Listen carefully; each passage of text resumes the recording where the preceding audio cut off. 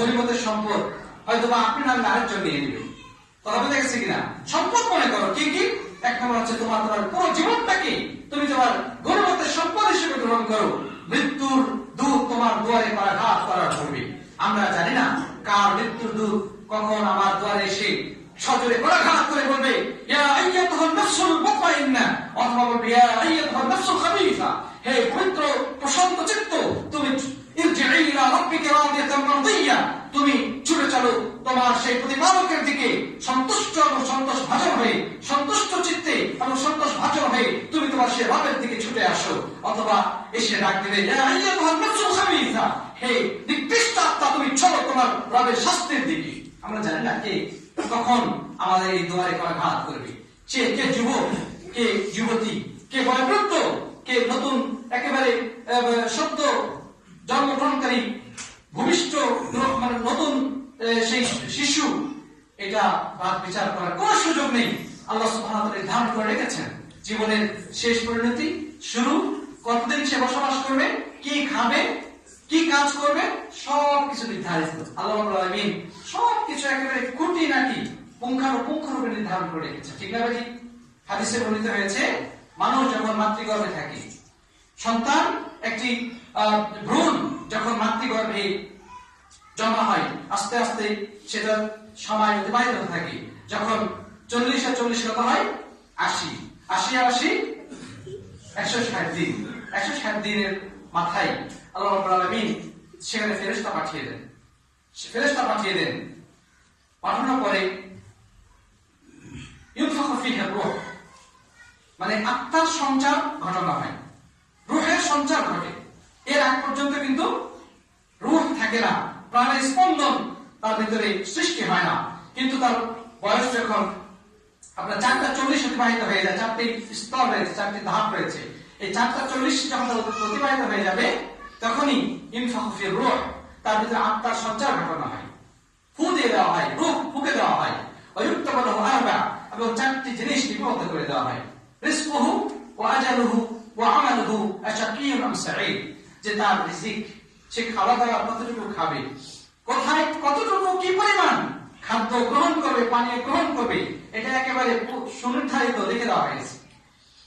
এই খাদ্য যেটা লিখে দেওয়া হয়েছে, একটি দানাও যদি বাকি থাকে, একটি দানাও যদি সেটা সে গ্রহণ না করে থাকে, তার আগে সে দুনিয়া থেকে যাবে না। এটা কনফার্ম, এটা নির্দিষ্ট করে দেওয়া হয়েছে। কথা বোঝা গেছে কিনা? তো 2 নম্বর হচ্ছে রিজকুহু ওয়া আমালুহু, রিজকুহু ওয়া আজালুহু, তার মৃত্যু কখন ঘটবে, তার মৃত্যুর লাস্ট সময়টা কোনটা সেটা নির্ধারণ করে দেওয়া হয়েছে। এক্সপায়ার ডেট নির্ধারণ করে দেওয়া হয় না? বিভিন্ন প্রোডাক্টের গায়ে লেখা থাকে এটা এক্সপায়ার ডেট হচ্ছে অমুক তারিখ, ঠিক না ভাই? ওই এক্সপায়ার ডেট পার হয়ে গেলে ওটাকে ফেলে দেওয়া হয়, এটা কাজে লাগে না, ক্ষতি করবে মানুষের জন্য। কিন্তু আমাদের এক্সপায়ার ডেট একেবারে আরো সূক্ষ্মভাবে কোন সেকেন্ড, 1 সেকেন্ড কম বেশি করা হবে না। আর যখন আমার এক্সপায়ার ডেট হয়ে গেল, আমার ডেট যখন এক্সপায়ার হয়ে গেল, তখন আমাকে দুনিয়াতে রাখা হবে না। যে কোনো ভাবে একে দুনিয়া থেকে তাড়াতাড়ি কি করো? বিদায় করো। তাকে দুনিয়া থেকে বিদায় করো, তাকে কবরস্থানে রেখে আসো। মানুষ কান্না করতেই থাকবে, চিৎকার করতেই থাকবে, হয়তো তখন চোখের পানি শুকায়নি, মুখের হাহাকার এখনো মিটে যায় নাই, প্রিয়জনকে বিদায়ের বিরহ বেদনায় মানুষ ক্রন্দন করছে। কিন্তু সমস্ত কিছু উপেক্ষা করে, সমস্ত কান্নার ধ্বনিকে পেছনে ফেলে তাকে গোসল করে, কাফন দাফন করে কোথায় গোরস্থানে রেখে আসা হয়। দেরি করলে তো পচে যাবে, দুর্গন্ধ শরীর থেকে বের হবে। এই জন্য রাখার সুযোগ দেখা, তার ডেট এক্সপায়ার হয়ে গেছে। আল্লাহ রাব্বুল আলামিন নির্ধারণ করে দিয়েছেন যখন সে মাতৃগর্ভে ছিল, ভ্রূণ অবস্থায় মায়ের গর্ভে সেই যখন ছিল তখনই আল্লাহ নির্ধারণ করে দিয়েছেন। যার কারণে আপনারা হয়তো অবশ্যই বিভিন্ন খবর রাখেন।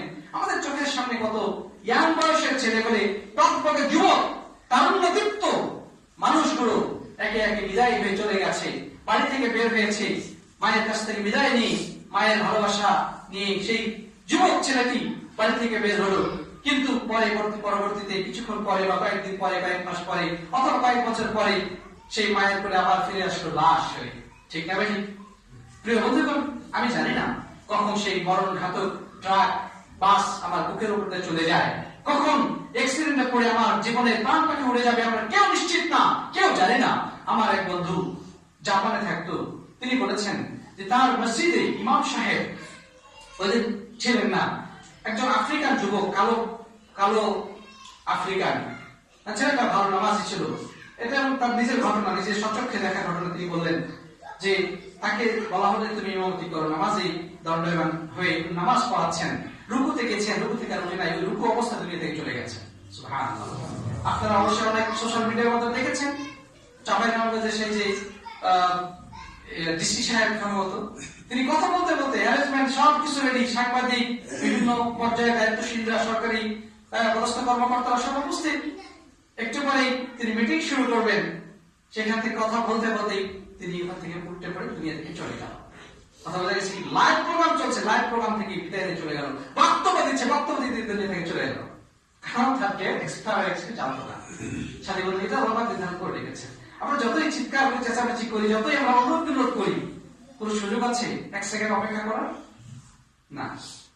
প্রিয় বন্ধুগণ, 3 নম্বর যেটা বলা হয়েছে আমালুহু, সে কি আমল করবে, ফিক্সড, এটা নির্ধারিত হয়ে গেছে অলরেডি। এই নির্ধারণ খণ্ডন করার কোন সুযোগ নেই। কলম উঠিয়ে দেওয়া হয়েছে, রুফিয়াতুল আকলাম ওয়া জাফাতিস সুহুফ, মানে কলম উঠিয়ে রাখা হয়েছে এবং কালি শুকিয়ে গেছে। এটা কোনো এক সময় কালি দিয়ে লেখা হতো, তাই না? এক সময় ওই যে পেন থেকে ইয়েতে দোয়াত থেকে কালি দিয়ে লেখা হতো। তো ওটাতে লিখলে কালি যদি শুকিয়ে যায়, ওটা শুকিয়ে গেল, ওটা আর পরিবর্তন করা যায় না। কথা লেগেছে? তো আল্লাহ রাব্বুল আলামিন তাকদীরের মধ্যে যেটা লিখে রেখেছেন সেটা পরিবর্তন করা কি নেই, কোনো সম্ভাবনা নেই। প্রিয় বন্ধুগণ, এরপরে সে কি কাজ করবে, কোথায় যাবে, সে বিয়ে শাদী কাকে করবে অথবা করবে না, সবকিছু সুনির্ধারিত। এটা আল্লাহ সুবহানাহু ওয়া তাআলা নির্ধারণ করে রেখেছেন।